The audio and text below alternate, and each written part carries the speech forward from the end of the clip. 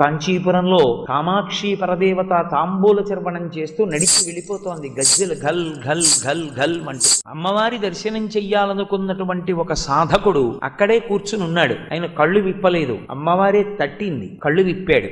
ఆమె తన తాంబూల చర్వణం చేస్తున్న ఒక పిడచ తీసి ఆయన నోట్లో పెడదామని నోరు తెరవమని ఇలా పట్టుకొని ఆయన అన్నాడు, చీ ఆడదాని నోటి తాంబూలం అన్నాడు. పక్కన ఒక మూగివాడు కూర్చున్నాడు. ఆయన నోరు తెరిచాడు. అమ్మవారు ఆయన నోట్లో ఆ తాంబూలపు పిడచ పెట్టింది. అమ్మవారి తాంబూలం నోట్లో నవిలాడేమో, అది నోట్లో పెట్టగానే ఆయన కూర్చున్నవాడు అమ్మవారి పాదముల వంక చూశాడు. అంతే, 100 శ్లోకములు ఆపకుండా చెప్పాడు. పాదారవింద శతకమై.